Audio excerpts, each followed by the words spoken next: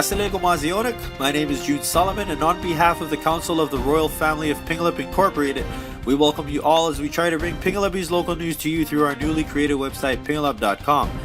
We do like to stress to our international viewers, if any, that this is an online Pingelapese local news broadcast, so we will be using our native Pingelapese language majority of the time. If you wish to get a translation of the videos, please do contact us on our website at pingelap.com. Mo may buyo nagkapangalak kailangan sa masasikaw ng kos, pasangin sa wala makasantik sa si may Pingelap po nagkakanang so maut suwang eminent name Wayne Pingelap candidate o Pingelap Senate candidate Alain Apis. Ang intadok sa balok sa si ninagalamo sa si men wiyawin na November 8 sa kriyagitay sa galimaw. Sa akin po ay rela po sa atong government ako. Naman ako may waray labis, may yung manangyawala ng siya kapag working wow.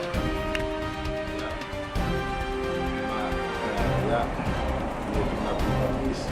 And in that one, the word that ako may pinapangkagalam na kaya mo. Ang pinay ikaw kawa, may na kuwan sumat pero mas manaya, naman sa pilit kaya natakas na kami. Hindi ko po. Lahat ng depresya. Hindi pa, medyo ka rin yung kagulang makitag na ito na nakamangyayon na yung nalaman lang, pero naman yun. Sanganuwa may sansal sangre candidate Apis in Puerto Rico kasataga kasawan may tangiyan kakinwiya po sawas. Ang may Pingelap makokosan po Wayne Pingelap. Malok na Wayne Sokes, Mat na Wayne Matalanim, Guam, Saipan, Hawaii, Bowen Amerika talila na way bukay lamang sa wasan salma. Me sa asitog saan mo itang candidate Apis and kakanwiyapag sa wasong reme Pingelapon. Ewan nga gan, kasalayang reme Pingelapon pa sang maya lang. Pupoto me, Alain Apis na kaya po.